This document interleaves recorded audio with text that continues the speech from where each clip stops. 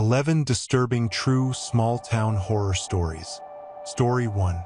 I grew up in this small town in Mexico, and in the 18 years I lived there, only two significant things happened. The first, and perhaps the best, is that I was born. I know you are all very welcome, but the second and perhaps the worst thing that ever happened in our town was when Kevin Mendoza set his garage on fire. Or rather, perhaps what Kevin did was the worst thing that ever happened to our people. And if that doesn't make sense, wait a minute. Everything will be clear in the course of the next few paragraphs. So it was a Sunday night, and I was in my freshman year of high school at the time, so I was still at that age where me and my friends were out on our bikes in the afternoon, pure and healthy fun. We were walking when we saw another boy in our class walking down the street at full speed. We stopped to say hello, and between gasps the boy told us, "My God, guys, the Mendoza garage is on fire. Come and see." So we sped down the street following the boy in our class until we came across this raging hell that used to be the Mendoza family's garage. But just as we got there, we were immediately told to stay away because of the police and firefighters on the scene. We thought we were already at a safe distance, so we were a little confused, but we did as we were told. Only then did we start hearing all these pops and bangs coming from the garage, and the firefighters trying to put out the flames suddenly came running for cover. I had no idea what was causing those little pops, but if it was scaring the cops and firefighters, then I thought I should be scared too. In fact, I thought that the Mendoza house was going to explode or something, and that's what my friends thought, and we had no problem getting out of there quickly, getting on our bikes and telling our parents when we got home. The next morning at school, all the children were talking about the fire, mainly because Kevin Mendoza had not shown up in any of his classes. Some children were spreading rumors saying that they had seen paramedics loading him into an ambulance and that he was so badly burned that he was just a pile of smoking ash.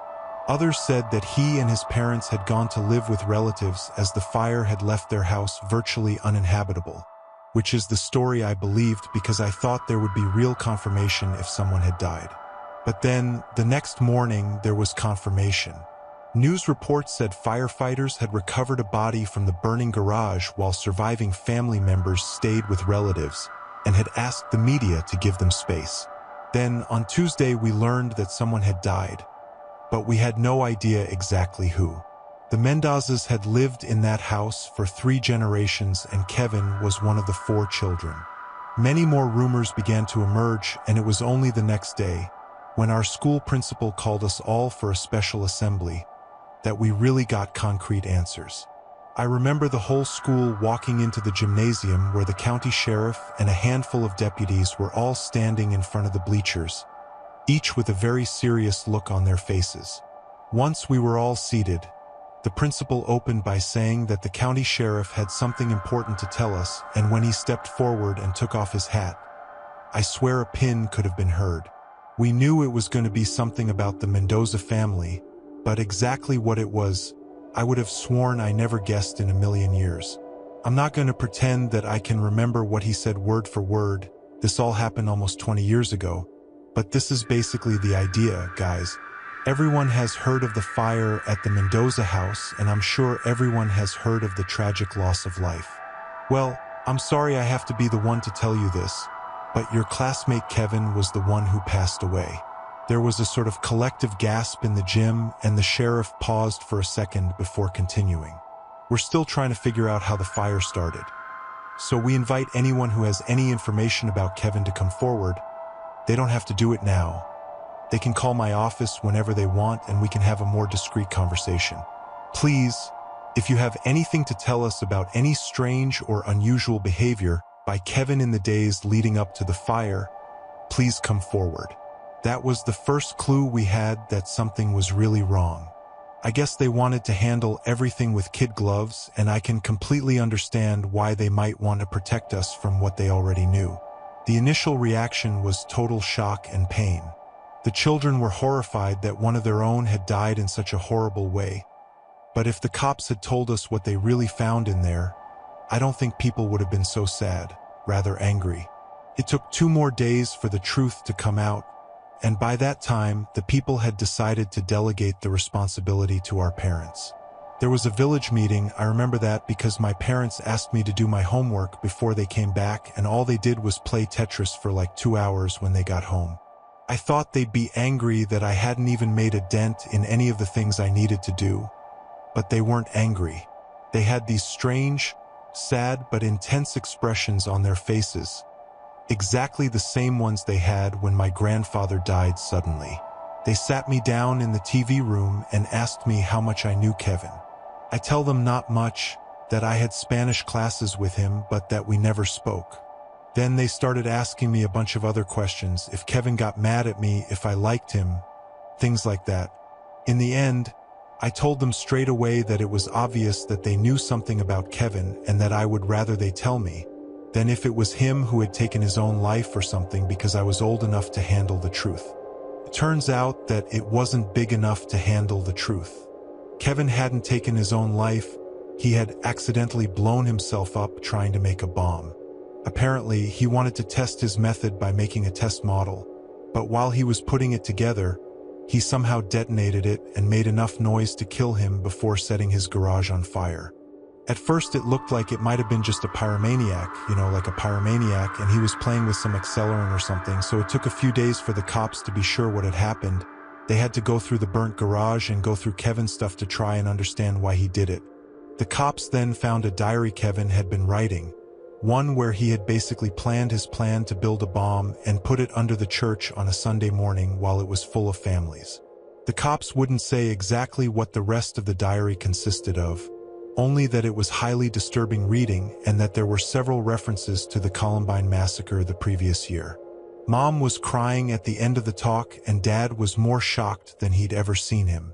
That guy wanted to kill almost the entire town, and let me tell you that if he had attacked the church around the next Veterans Day service, he would have killed 90% of the people in our town in a single fiery explosion. And the most conscious thing I got from an explanation was that the boy wanted to hurt people or that he wasn't okay. Nobody really harassed the guy or gave him trouble, he was just crazy, I guess. But I also thank God that he wasn't smarter and that he didn't like to investigate a little more or be a little more careful, because if he had, he could have wiped our entire town off the map. Story 2. What I'm about to tell you is the darkest secret I know.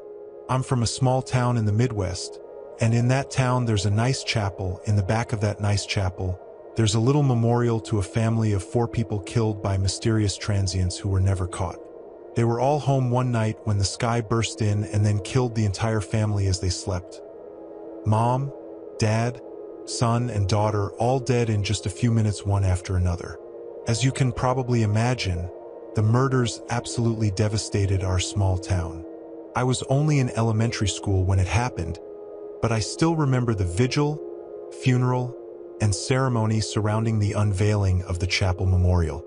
It was a completely random and avoidable tragedy, an act of malice perpetrated against us by some external and gloomy evil. Only that's not what actually happened.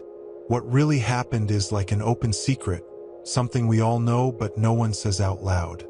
It's like that's because we need to protect our community, at least that's what I was told, but I'm not sure how lying about it really helps us. It's just a veneer, a fake facade of small-town tranquility. What's the point of pretending that we're a quiet, happy people when the reality is so far from that? Well, I guess I've had you waiting quite a bit, so I'll just cut to the chase. On the night in question, the family ate dinner, watched some television, and sometime after 9 p.m., the parents put their children to bed. Dad used to stay up with a glass of whiskey after Mom and the kids went to bed. I'd watch football or baseball highlights, watch some late-night shows, typical dad stuff. But that night, he never got up from the couch. The official story was that the family was killed in their sleep, and technically that's true, but it's always presented as if they were all sleeping peacefully in their beds when they were killed. But that is not true. A few hours before they were killed, the family had had dinner. I don't know exactly what they ate, chicken with ketchup or whatever, but I know what they ate for dessert because that day the family's 9-year-old daughter had made them all some strawberry jelly and cream. The way I imagine it, it probably wasn't the best dessert they've ever had.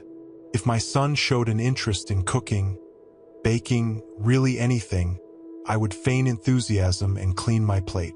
Who cares if the powder-to-milk ratio was a little out of balance or if they used a lot of extra sugar when there was already a lot in it? Only the reason it tasted weird is because the 9-year-old had slipped a bunch of full-potency NyQuil into the pudding mix. I don't know exactly how much she put in there or how much the parents and brother ate, but it was enough to knock them practically unconscious so that the daughter could put her little plan into action. You see, the reason they never caught the mysterious murderous tramp who chose to break in and randomly kill the family is because he never existed. After her family was completely unconscious, the little girl went to the kitchen and pulled a large knife out of a drawer or block. Then he walked into the TV room where his dad was asleep on the couch and slit his throat. From what I was told, he slit her throat so deep and wide that she couldn't scream. All she could do was put her hands to the wound and wonder why. But he would have died within minutes of that. Then he went upstairs and did the same to his mother and brother, just opening them on their beds. All of this happened on a Friday night, by the way, and no one even suspected that anything had happened until Sunday morning when the family didn't show up to church. But even then, they might have their reasons for not attending. They could have been out of town visiting family, maybe a spontaneous vacation. Plus, this is the kind of town where everyone knows each other's business, but they also know enough not to meddle in each other's business, if that makes any sense. The point is that no one visited this family's home until Monday afternoon, about 50-odd hours after the murders occurred. The kids hadn't been to school, the parents hadn't been to their jobs, and as I understand it, the cops basically spent the morning piecing together what happened until they realized the whole family was missing. Obviously, the first place to check was the house itself, so a couple of sheriff's deputies came over to check on them.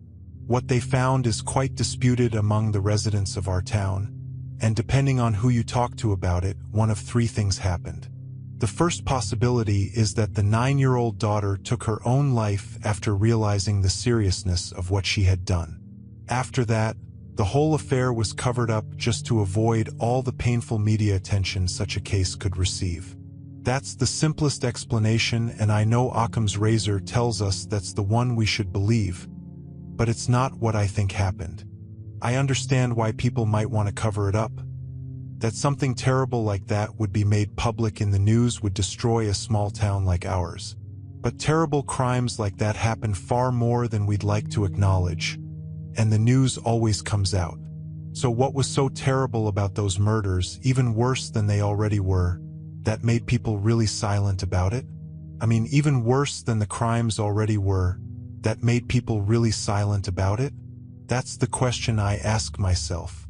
Well, I guess I've expanded quite a bit on what actually happened, so I'll just cut to the chase. The two alternative theories of what may have happened are quite disturbing, and depending on who you ask, one of them is what actually happened. The first alternative theory is that, when the police entered, the girl pretended to be the only survivor and tricked the police into approaching her, then tried to attack them. The cops tried to stop her safely, but she had the same knife she had used to kill her parents, and in the chaos, one of them simply shot her. It's definitely the less inflammatory theory of the two, but it's not the one that makes the most sense to me. I buy a novice eager to shoot who simply saw the knife and opted for self-defense. But I can't believe they couldn't restrain a 9-year-old girl. Seriously, I don't know anyone who promotes that theory who was anywhere near the family's home to hear a gunshot. And trigger-happy rookie or not, I refuse to believe they wouldn't call emergency services after shooting a 9-year-old girl. Once county paramedics are involved, the possibility of a cover-up is gone forever because there is a lot of paperwork involved. And then there's the second alternative theory, the one that doesn't involve gunfire. The one that involves an even greater horror. According to some, the 9-year-old girl died after trying to eat her dead father's body. She died because trying to eat her own dad made her sick. Sick enough that she couldn't keep anything down. Not even water. I'm not a doctor, so I can't say exactly how that would have killed her, maybe dehydration, but by the time the cop broke down the back door of the family's home Monday afternoon, the girl was dead, lying in a puddle of her own vomit and liquid feces. I know it's a very convenient coincidence that both officers who found the family retired and moved out of town shortly thereafter. Now, the only two people who knew the truth just packed up and left without leaving any means to contact them. But at the same time, I can understand why two young village cops just couldn't handle what they saw that day. I mean, if the second alternative theory is really believed, seeing something like that would be enough to drive anyone crazy. As you can imagine, this isn't something I can really talk to many people about. My friends at school used to talk about it from time to time, but always in low tones and never in public, where older adults could hear us. And now that my parents have passed away and I live somewhere else, it's not like I can go back to town and start asking questions. We'll just put up the same wall of silence that I saw every time someone asked what had happened. What a damn tragedy. Such a great pity. I hope they catch the guy someday, they'll say. So one day, when everyone who knows the truth is dead, the heartwarming lies they told about their murders will become just another version of the truth. All that evil that was found in the body of a 9-year-old girl will be forgotten, and maybe, just maybe, that's exactly what needs to happen. Story 3. My family owns a log cabin just outside a town called Pueblo Viejo in Chiapas, Mexico. It's a bit like a family legacy that we're reluctant to get rid of, as that's where our family originates from, and I think another reason we haven't sold it is that there's a very interesting history attached to this place. Well, interesting to the neutral observer, but it must have been pretty scary for my grandmother, who was the one who actually had that experience. It's the summer of 1998, 2 years before I was born, and my grandmother is in the cabin alone. My grandfather passed away before I was born, but almost every summer they were together, my grandparents would go to that cabin and just spend 2 weeks with no one but the squirrels for company. After my grandfather passed away, she continued the tradition as a way to deal with grief, and that's how she found herself there alone in June or July of 1998.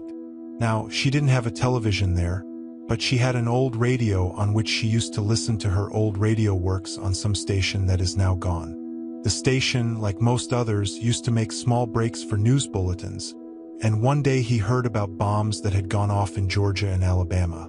The police had a suspect they wanted to question, but he escaped and was possibly hiding in the hills of his home state of Chiapas. The guy in the news then gives a brief description of the suspect, who was, I don't know, of average height, dark hair, light eyes, and says that the guy's name is Ernesto Rubertino. My grandmother used to say that the name stuck in her head mainly because of the Christmas song about the reindeer, and she found herself humming the song, although it's bad luck in the middle of summer. Anyway, a few hours pass, the sun goes down, and my grandmother is just relaxing in the cabin, doing what grandmothers do. Then, suddenly, someone knocks on the door. My grandmother wasn't expecting anyone, and the only neighbors she had were about 2 miles away. So with understandable apprehension, she gets up and walks to the front door of the cabin. When he opens it, he sees a guy of average height, wearing a baseball cap with light eyes and a dark mustache.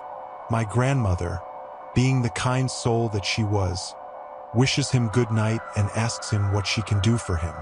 "Good evening, ma'am," he says. "I'm sorry to bother you, but I need to ask you a small favor." He continues to ask my grandmother if she has any food I can give him. His story was that he also had a cabin in the area and had come to visit his property only because he went out after work and forgot to buy food for his cabin. He ended up without food for the night. The way my grandmother tells it is that the guy was so damn polite to her that she just instinctively invited him in without really thinking much about it. She usually kept her pantry stocked with all kinds of dry and canned foods, so she always had something to share, and she says she filled this guy's backpack with beef jerky and peaches. When he looks at it and stops, he says, "I haven't caught your name." He told my grandmother, "My name is Benito, ma'am." "Benito," she repeated. "Benito what?" "Roberto," the guy replied. "Roberto." My grandmother said that name sounded alarms in her mind. It wasn't exactly Rubertino, but it was very close, close enough that he felt a bad feeling in the back of his stomach. Considering that this was long before cell phones and that the cabin didn't even have a phone connection, the most effective form of external communication my grandmother had was a damn flare gun.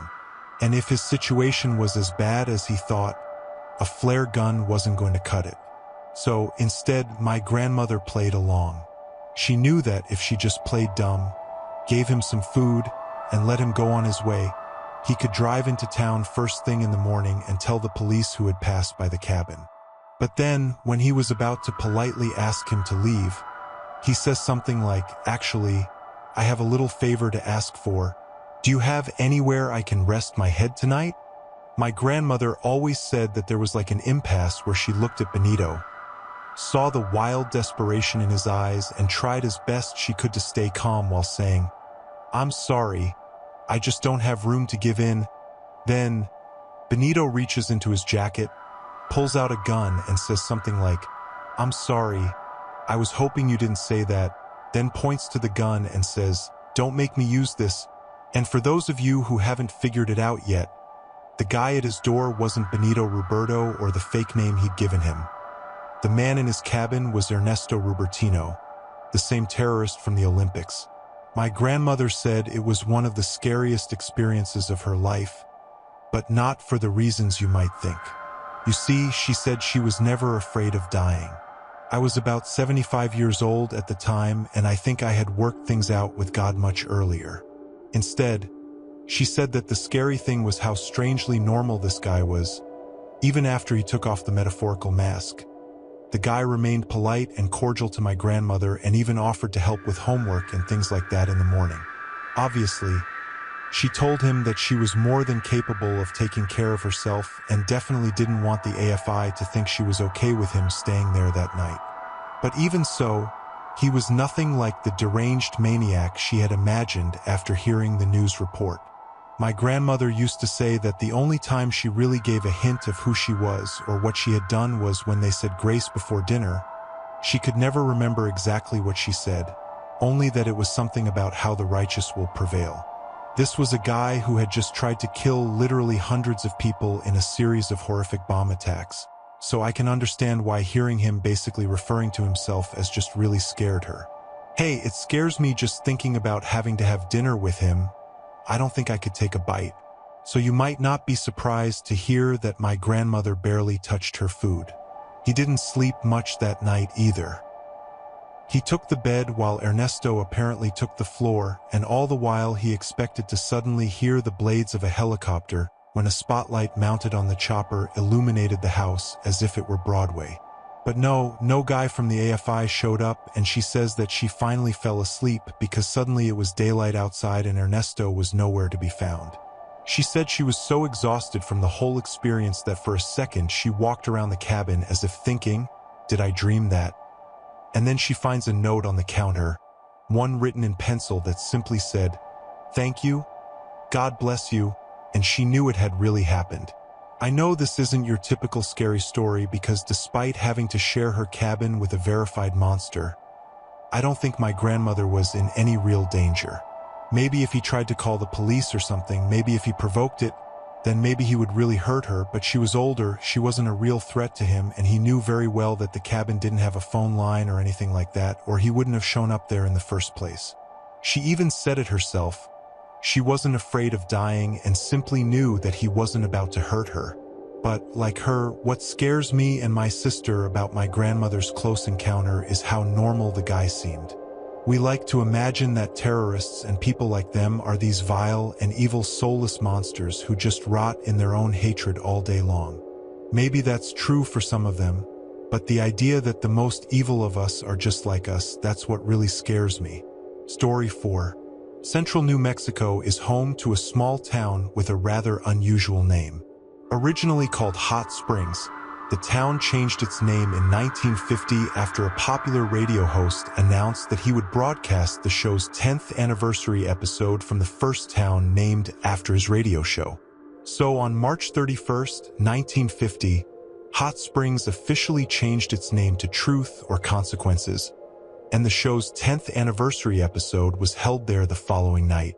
Truth or Consequences, or TRC as it is sometimes called, was home to only 4,700 citizens back then, and the population has not increased significantly since. However, since 1970, the population has been steadily increasing. However, between 2000 and 2010, the town experienced its first population decline in more than 40 years, with nearly 1,000 people moving elsewhere. What could have caused such a drastic drop in population? Well, it might have something to do with a man named David Palmer Ruiz. Born on November 6, 1939 in Bell, New Mexico, David and his older sister, Claudia, grew up in the care of their paternal grandfather. His father was a violent alcoholic who often visited children under the influence of alcohol. WD recalled a time when his father gave him the gift of an adult magazine that showed violent images. Naturally, David longed for his absent father's presence, and since the magazine was one of the few gifts his father had given him, he cherished it. The impressionable boy was fascinated by these images and, like any child his age, wanted to be like his father. The introduction of such concepts into David's psychology was devastating to his social development, as he found it impossible to communicate the ideas in his head with his classmates who attended nearby Mountaineer High School. Social awkwardness led to David being bullied by some of his classmates, which further exacerbated his deep-seated personal issues. After graduating from high school, David enlisted in the United States Army and worked as a general mechanic in the motor pool before receiving an honorable discharge. During this time, David was married and divorced 4 times, and while it is unclear why each of these divorces occurred, it is evident that he had great difficulty maintaining romantic relationships. In the months following his latest and perhaps messiest divorce, David Palmer Ruiz had something of a midlife crisis and spent more than $100,000 on a special project he would come to call the Toy Box. The Toy Box was a semi-modified truck trailer with a simple white exterior, but inside it was anything but simple. Ruiz had spent a large portion of that $100,000 on completely soundproofing the trailer, as well as making it nearly impenetrable and inescapable. He then spent another considerable amount on an old gynecologist's chair, the kind used by special doctors to determine the well-being and health of a woman's reproductive organs. The chair came complete with leg supports, additions that David modified to be more like leg restraints. On one wall of the trailer, David mounted a tool rack, adorning it with a variety of whips, chains, pulleys, belts, clamps, surgical blades, saws, and even shackles designed to keep a person's legs apart. David also equipped the trailer with a number of torture devices, including a portable generator that he used for torture with electric shocks and detailed diagrams showing methods and techniques for inflicting the maximum amount of pain. But perhaps most disturbing of all about the toy box is the fact that David had turned virtually the entire ceiling into a giant mirror. Not only did he want to torture and rape his victims for hours, but he also wanted them to be able to watch it happen. From 1957 to 1999, David Palmer Ruiz is said to have kidnapped, tortured, and killed as many as 60 different women and girls, almost all of them residents of Sierra County in New Mexico. The things he did to them are frankly unmentionable, and it is suspected that many of his victims simply perished as a result of the brutal torture long before Ruiz intended to kill them. He confessed to releasing dogs on his victims, drugging them with cocktails of sedatives and hallucinogens to increase their terror, and then subjecting them to days of pain and rape. When he grew bored of his prey, David would inject his victims with a combination of sodium pentothal and phenobarbital, an amnesiac cocktail designed to basically erase their memories, and then take them to the mountains and leave them in the desert before moving on to plan their next kidnapping. According to David, he did this over and over again using a simple but effective modus operandi of visiting a nearby bar to drug his victims' drinks or posing as a police officer to falsely arrest them. This worked over and over again, and if his confession is to be believed, David Palmer Ruiz is probably the most prolific serial offender in U.S. history. But her reign of terror collapsed when she encountered a victim who turned out to be far more resilient than most others. Her name is Cynthia Vigil, and in March of 1999, Cynthia was accosted by David in the parking lot of the Blue Water Saloon in the nearby town of Elephant Butte. I'm not hinting at anything about Cynthia or her past choices, but there's a good chance she said yes when David asked her if she would sleep with him for money, since she didn't fight or complain when he announced that he was an undercover police officer and was under arrest for applying to be an escort. David then took Cynthia to the back seat of his car, where she must have assumed he would take her to a nearby police station. So we can only imagine her horror when she realized she was being taken to Truth or Consequences and the toy box that was hidden in plain sight. If Cynthia didn't start resisting when she saw the trailer, she was surely frightened when she laid eyes on the horrors inside. Then, either using some kind of sedative or brute force, Ruiz knocked Cynthia unconscious and began working on tying her to the modified gynecological chair. When Cynthia woke up, she heard the sound of a tape recorder playing a pre-recorded message. It was the voice of David Palmer Ruiz. "Hello. Are you comfortable now? I have your wrists and ankles shackled, gagged, bandaged, disoriented and scared too, I imagine. Perfectly normal under the circumstances. But for a while at least, you need to get together and listen to this tape. I'm going to tell you in detail why you've been kidnapped and what's going to happen to you, and how long you'll be here." The message continued, describing in detail the horrific circumstances Cynthia found herself in, how she would be used as a slave and subjected to physical and psychological torture. Ruiz even explained his method of hypnosis and brainwashing to him, so that he would not remember anything of his experience afterwards. Cynthia was subjected to 3 days of unimaginable torture before, for a brief moment of carelessness by her captor, she had a chance to escape. In an act of incredible bravery, Cynthia managed to break free and escape, killing one of her captors in the process. His courageous escape eventually led to the end of David Palmer Ruiz's wave of terror, and he and his accomplices were arrested and convicted. However, her story left indelible scars on the lives of many people, including Cynthia, who never fully recovered from her horrific ordeal.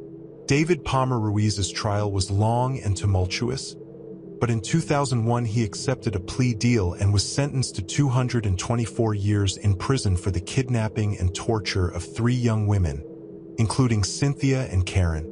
Jessica Ruiz, David's daughter, was also tried on kidnapping charges and eventually sentenced to 2.5 years in prison. Cynthia, despite her brave escape, carried with her the physical and emotional scars of her ordeal, but her courage allowed her to put an end to the atrocity of David Palmer Ruiz and his accomplices. Story 5. The small town of Hidalgo that I come from has this old bridge nearby, one that all the kids say is haunted. There are no ghosts there, no ghostly apparitions that suddenly appear as you try to cross it at night, but trust me, it's haunted. And the only way something can be truly haunted is because a long time ago, 2 girls from our village were walking across the bridge when a car with 2 men pulled up next to them. They asked the girls if they wanted to be taken home, and they agreed. But instead of taking them home, the men did terrible things to the girls, beat them, raped them, horrible things from God. And when they were done, they threw both girls off the bridge and into the water below. That's a 30-meter drop, by the way. No one has the right to fall so far into those turbulent waters and live to tell the tale. But somehow, by some pure miracle, the elder of the 2 girls appeared on the riverbank a few miles away, coughing up the water in her lungs before limping for help. It was a great story. I mean, I was just a kid at the time, but I remember the aftermath like it was yesterday. The girl who survived ended up leaving Hidalgo, and I don't blame anyone for wanting to escape the memory of something like that. But then, years later, she returned. She had a husband, or maybe it was her boyfriend, but I know they had a child with him and it was probably his. At the time, I thought maybe she had gotten over what had happened to her, and she wanted her kids to be close to their grandparents or whatever. Everyone was happy to have her back. I remember that. And for a while, the little family seemed to be adjusting well. Then one day, I remember my wife getting a call from one of her friends she worked with at daycare. The surviving sister and her family had gone for a walk near the old bridge, and as her child's father had put it, one minute he was there and the next he was gone. He had returned home with his new family in tow. She had everything to live for. One look at that fall into the river and all those horrible memories must have come back to her. I think they call it survivor's guilt, when you just can't reconcile with walking away from something that took a loved one or a friend. I've heard it's the same thing that leads military veterans to take their own lives, only thinking they deserve to live when someone close to them didn't get a chance to come home. To me, what happened on that bridge, like 20 years later, is more terrifying than any horror movie monster you can imagine. I think it can be scarier than any real-life serial killer as well.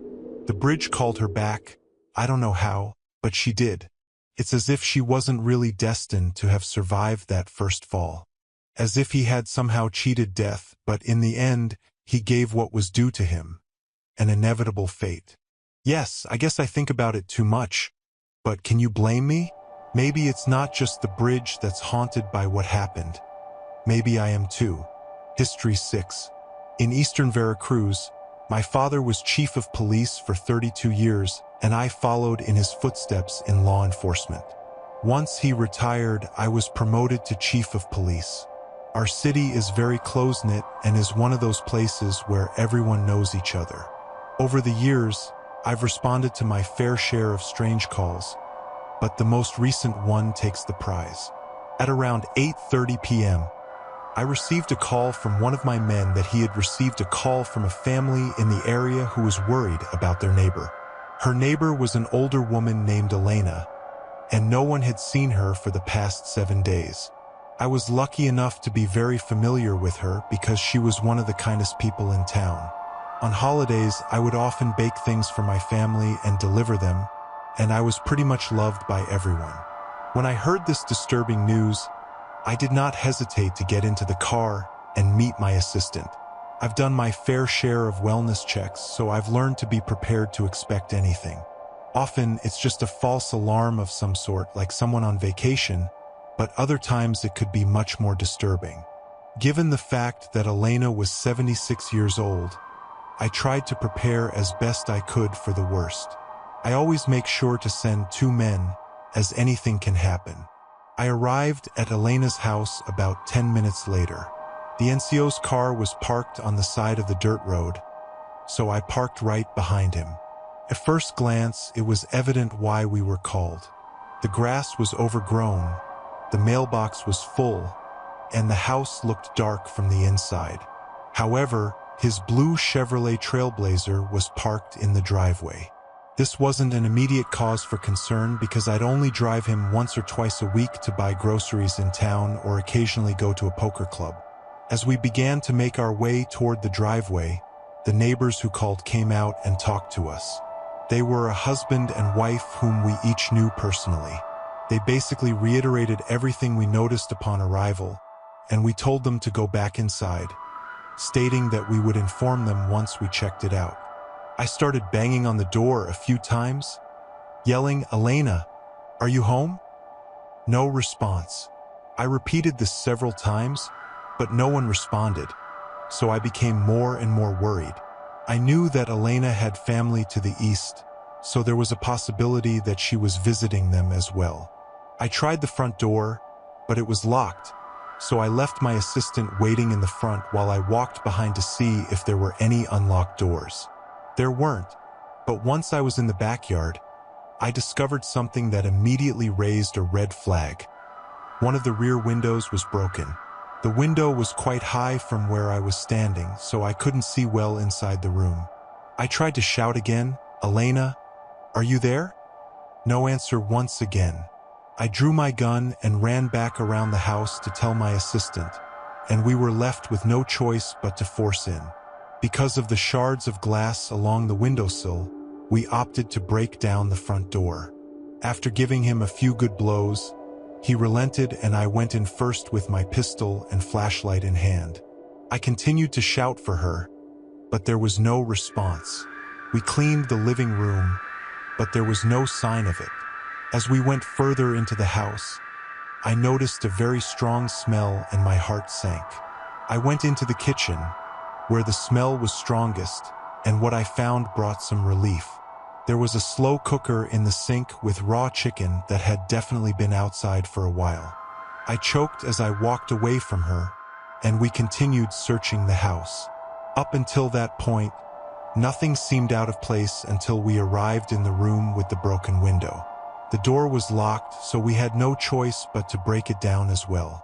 When we tried to open the door, it wouldn't move. Instead, the door itself sank in the middle, but it still wouldn't open. We finally reached the point where we were throwing our bodies against the door at the same time, and after several more attempts, the door finally opened, instantly followed by a loud rumble on the other side. What I saw when I walked in seemed like something out of a horror movie. I was looking at a completely ransacked room. The bed was flipped, clothes were all over the floor, and a huge shelf of books was flipped, which must have been blocking the door when we tried to get in. We were looking at a crime scene. I took a close look at everything in the room to try to figure out what had happened, but I could only come to one creepy conclusion. It looked like the bookshelf had been pushed in front of the door to the room to form a barricade, but other than that, I could only guess. We finished searching the rest of the house, but there was no sign of Elena or anything else. I called forensics and had them come right away, but the whole house was clean. There were no fingerprints except Elena's. All the doors leading out of the house were locked, so it was evident that someone had entered through the window, where Elena somehow managed to do that herself and walked out the window in a panic. Either way, something definitely happened at his house, but none of us know what. I can't imagine anyone ever having a problem with Elena, given that she has been one of the kindest and most caring people this city has ever had. We have not received any clues, and his family was shocked to hear the news. Even though things aren't looking good, I'm still trying to stay hopeful. Maybe we'll hear from her soon and find out what happened, but in the meantime, I just hope she's escaped whatever it was. History 7. So before all of this happened, I went to Burger King in the town closest to us, which is about 20 minutes away. After that, I decided to go to my grandmother's house instead of going straight home. To put it in context, she lives at the end of a long dirt road that you have to detour onto a half-kilometer dirt road just to get home. I got there around 9 p.m. and went inside to visit my grandmother and my brother who lives with her. I had been doing this frequently since my grandfather passed away, so I could at least keep him company. My brother and I took my grandmother's dog out to pee around 10:30 p.m., and we just sat outside listening to music and talking for a while. At the time, I was starting to get cold because, after all, this was the eastern Yucatan, so I wasn't used to the temperature dropping to 5 degrees at night, so I was ready to go inside. Suddenly, I noticed something moving out of the corner of my eye near the large metal shed that is a few hundred meters from the house. However, I didn't pay much attention to it because it's not uncommon for deer or raccoons to snoop around the yard. And besides, my grandmother's dog wasn't barking, so I thought it might have just been an optical illusion. We finally went back inside, and my grandmother went to sleep around 11 p.m., so my brother and I stayed up and played video games for a while. Around 2:30 a.m., I was very tired and ready to go home, so I asked my brother to walk me to the door and make sure I got to my car, because I'm always very paranoid, especially at night. He joked that he would turn off the light and lock the door on me, and I got scared and begged him to accompany me to the car, to which he finally agreed. I got in my car and immediately closed the doors, and watched the porch lights go out as I drove back down the dirt road. I got home in 10 minutes and made myself some ice cream before sitting down and putting on YouTube. Another 15 minutes passed when I received a FaceTime call from my brother, to which I responded almost immediately. I could tell he was scared about something, but he didn't say anything right away, so I asked him what was wrong. The following is my best attempt at paraphrasing what my brother told me. He said that after I left, he went outside again to listen to music and sit on the porch. He had his phone's music quite loud, which would normally disguise any animal noise coming from the nearby forests. After a few minutes listening to music, he said he heard what he thought were sounds of metal banging. So he quickly paused the music and listened to see if he could hear the sound again. He got up and looked at the boathouse, which is next to the shed, a few hundred yards from where he was standing. He said he saw a dim light shining around the boathouse, but then it quickly went out. At this point, he was scared, so he quickly went back inside the house and locked the door. He said he ran to his room at the back of the house, not thinking about waking up our grandmother, and grabbed his revolver. He quickly went back outside and saw the light from the flashlight move and then quickly go out as soon as he noticed it. He walked to the edge of the concrete porch and looked up at the boathouse with the revolver beside him. The only thing that illuminated the boathouse was the faint light coming from the house. He said he tried to muster the most intimidating voice he could and said, "Who the hell is there?" over and over again. He said he almost peed his pants when a tall, thin figure slowly emerged from the boathouse with a flashlight in his hand. Although my brother couldn't see any distinguishing features about the person, he could definitely tell that he was an older man and that he wasn't anyone we knew, especially not someone who should be in our boathouse at 3 a.m. He raised the revolver to point it at the man and shouted again, "Who the hell are you?" The man was still silent and began to walk slowly towards him. My brother stepped back the hammer of the revolver and gave the man one last verbal warning. "I swear I'll shoot you. Who are you and why are you here?" The man quickly raised his hands and said, "Wait, wait, wait. Calm down, man," in a creepy voice as he continued walking towards my brother. My brother fired a single shot just above the man's head, which he eventually took as his signal that my brother was serious. The man hurriedly walked back down the driveway, and my brother shouted, "Next time I won't fail." My brother then quickly ran inside to wake up my grandmother, who had miraculously slept through the entire commotion. She didn't seem worried enough to actually call the police, but of course, after hearing all this, the only thing she could think about was what that man's true intentions were. Was he just a drug addict snooping around to steal some tools for money? Or were his intentions far more sinister? Another question that haunts me about the whole situation is how many times has this happened after my grandmother and brother went to bed and we just didn't know it, and he was watching us all night? Then I thought about what might have happened if my brother had actually turned off the lights and locked the doors behind me when I left. History 8. When I was 19, I moved from Chiapas to Veracruz to be with my boyfriend at the time. I thought of white sand beaches and the archaeological zone of El Tajin, but instead I got the swamps, the insects, and the dirt roads. It was a big shock to the system. We lived in the stinking little town called Alvarado, just outside of Veracruz. It was very small. It only had one traffic light and 4 stores: Bodega Herrera, La Tiendita, Farmacias Guadalajara, and Tacos El Paisa. Anyway, I got a job at the now-defunct restaurant in the center of town, next to the grocery store, so everyone ate there. After about 3 months working there, I walked in one day to start my shift when the manager took me to his office. Spread out on his desk were some 30 or 40 open letters, all handwritten to me. "Do you know this person?" the manager asked me. I said no, and he told me to read one, so I did.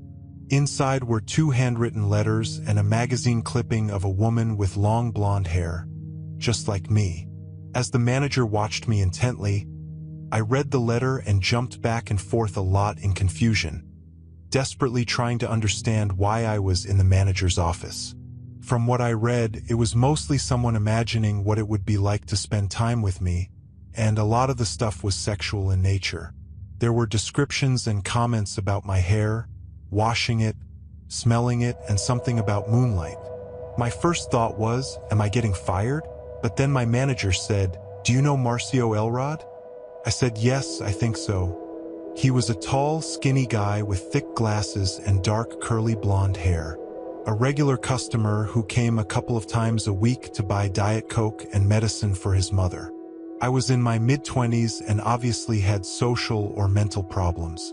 On rare occasions, he would make small talk while I was recording some soda. Once or twice, he would stay at my cash register or stare at me, but I thought he was just trying to adjust his eyes or had bad social cues. He was harmless compared to some of the other people I had met in Veracruz, so I didn't pay attention to him until that day at the VIP's office. She knew that he had written the letters because of a strange encounter 2 weeks earlier. While I was working, he came up from behind and stroked my hair. I had to take it out of his hands and he apologized. It was strange, but nothing serious happened, so I went back to work. After telling my manager this, he informed me that the customer was going to be kicked out of the store and that I was being sent home while they worked out the details. I had no idea what that meant. So confused, I left the store and drove home. 2 hours after I got home from work, there was a knock on my door. I looked out the window and couldn't believe my eyes. I saw men in tactical gear and big guns, 2 men dressed in suits, and several uniformed police officers in what appeared to be slow motion at the time. I opened the door. An officer held strangely familiar letters. "Can we come in and talk to you about these?" When I realized that the whole village had read the letters, I wanted to faint. I don't even know the guy. We sat on my couch and she started talking. The officer mentioned having received the letters from VIPs and was trying to issue a notice of prohibition. Officers confronted him at his residence and attempted to enforce the record store's prohibition order. Apparently, he wasn't happy about this. He insisted for more than 45 minutes that this was all a big mistake and that I wanted to talk to him. He was so combative and persistent that they decided to pursue harassment charges, and hearing that took me completely by surprise. He continued, "You need to know that Marcio killed and partially dismembered his mother when he was 12. He was released from a juvenile psychiatric facility less than 4 years ago. We found disturbing materials in his house. We think he's been harassing you." My mind kept wandering and then I understood. Diet Coke was my mom's favorite drink. Marcio was arrested the next day for harassment after he was found in the parking lot of VIPs. But the latest official news was that he returned to the psychiatric hospital, at least temporarily. I didn't get a chance to read the full letters before they were put into some evidence vault, nor did they explain to me what they found in their house, so I never got the full picture of what was going on. My boyfriend at the time was a big jerk in the whole situation, so I moved back to Chiapas a week later. History 9. There were many hiring opportunities in the small town where I lived. So when our company was asked to demolish the entire interior of not one, but 2 houses in the village, we were thrilled to take the job. I was happier than most because it meant that my commute to work was virtually non-existent since I lived right next to the road. It also gave me a chance to finally see what some of the other houses on my block looked like compared to mine. However, the work quickly went from what seemed like a good opportunity to a horror show almost as soon as we started. It was our first day on site and my boss and I were doing an inspection by ourselves so we could set up a good flow plan. As we walked through the first floor and headed to the second, my boss stopped me and asked if I had heard anything. I told him no, but he kept looking around as if he had really heard something. After a minute, we continued our inspection, and by the time we were done, my boss was practically running out of the house. I asked him what was going on, and he said he felt like something was wrong with that house. We walked up to the house next door and began our inspection of that one. But from what I could see, there was nothing wrong with that property. The next day, I arrived at the job site and was shocked when one of my coworkers said that we were going to be demolishing the first house by ourselves, while our boss and some other workers were working on the second house. I assumed it was simply because our boss found it odd when we checked it out and just dismissed it as unimportant. But as soon as I walked through the front door, I knew something wasn't right. It was as if I had trouble breathing at first, and even though it was only 29 degrees outside, I felt like I was starting to sweat. I shook the feeling and got to work because I needed to get the job done and earn my salary. But every couple of minutes I had to go outside to get some fresh air. The lunch break came and it was nice to get out of the building for a while. But once it was over and I went back into the house, a sense of dread came over me. I finally decided to ask my coworker if he felt weird every time we walked into the house, and I expected him to look at me like he was crazy. But surprisingly, he said he felt like something was watching him. We talked for a minute about how strange it was that we both felt there was something wrong with the house. But our conversation was interrupted when we heard a loud bang above us. We both looked up, noticing that the noise was coming from the second floor, and I reluctantly volunteered to check. I went upstairs with my mace for protection and slowly made my way towards the room that would be right above where we were standing. But apart from a dusty bedside table, there was nothing there. I called saying that no one was there, but as I looked around the room, I noticed that there were some paint flakes on the floor near one of the walls. I looked up and saw that there was a small dent on the wall, as if something or someone had hit it. I can't be sure if that was the source of the noise we heard, but at the time it was my best guess. I approached that mark on the wall, and as I did so, I felt my heart start beating faster. I put my hand against it as my coworker walked into the room, and we both decided that we could equally knock that wall down first while we were there. Maybe opening up the room more would make it feel less creepy. We were wrong. We both hit the wall a few times with our hammers, but stopped when we noticed a single fragment of something falling to the ground that was definitely not plasterboard. I approached, and before I touched it, my coworker screamed at the top of his lungs and practically backed away, pointing at the wall. I stood up and was shocked to see a small portion of a decrepit skeleton sitting on the wall. The two of us ran out of the house as fast as we could and called our boss, followed by the authorities, and explained what we had found. The police came and checked the house before telling us that we couldn't finish demolishing it until they had everything figured out. After speaking with my boss a week later, he said that officers found 5 different bodies hiding in the walls of the house, and he swears they were the cause of that creepy presence we all feel. History 10.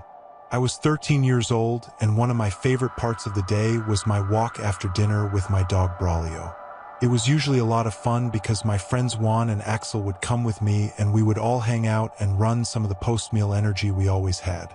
There wasn't much to do in our village, so we usually just walked or played soccer in one of our backyards.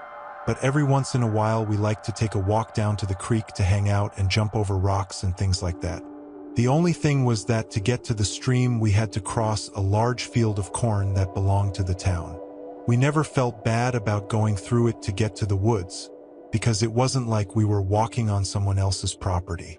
However, after that day, I think we all collectively decided to stay away from the field.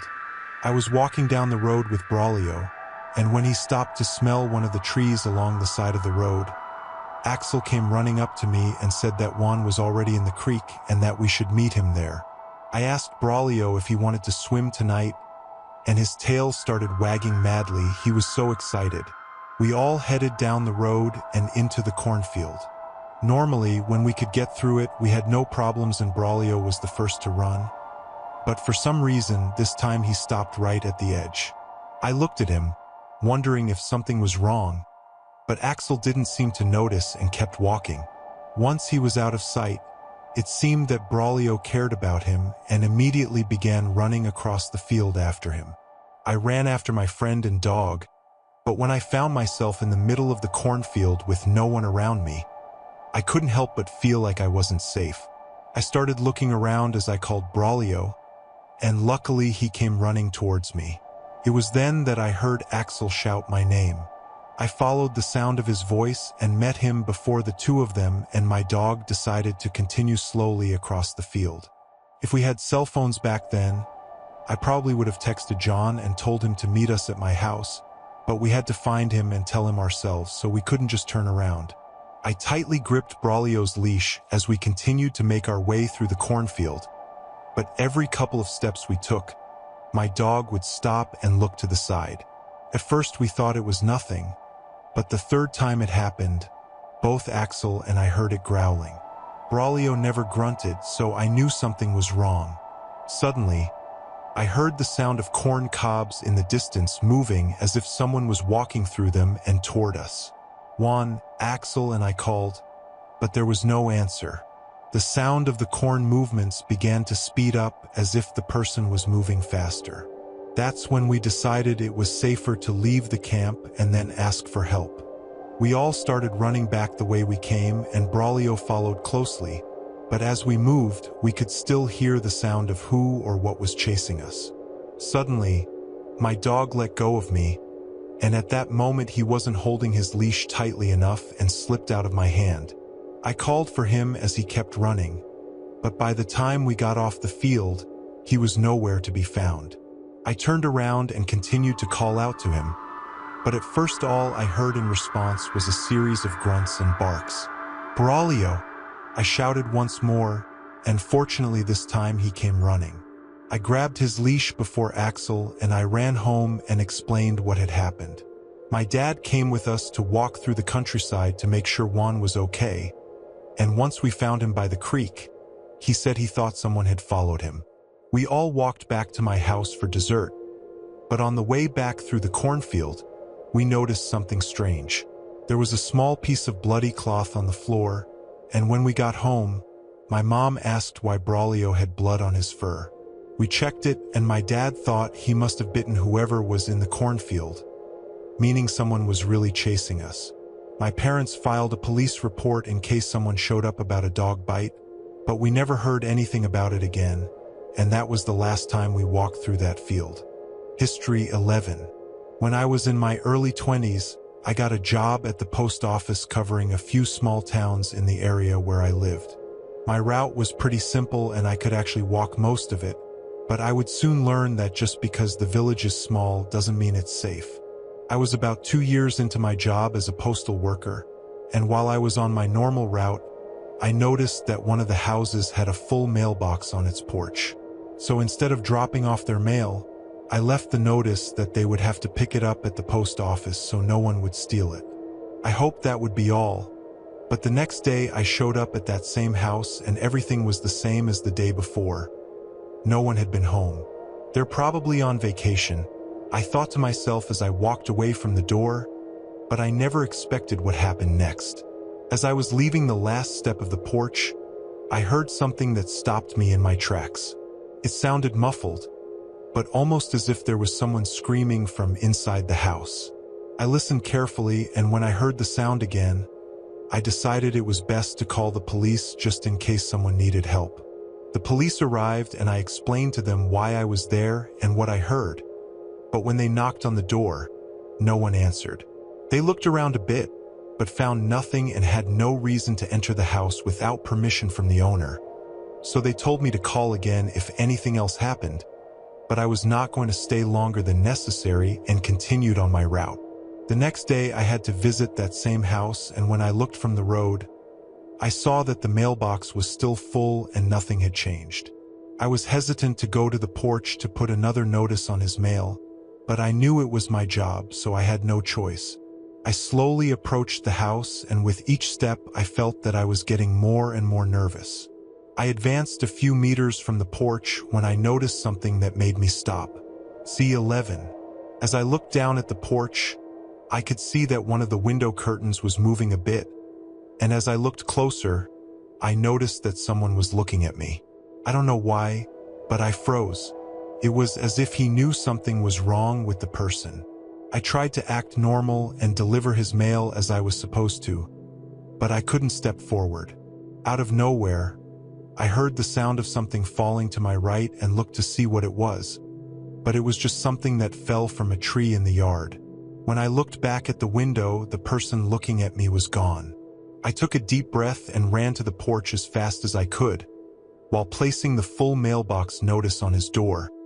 Although I heard the sound of someone running around inside the house, and it seemed like they were heading my way. I wasted no time running down the stairs and onto the road, but before I left the property, I decided to take a look back.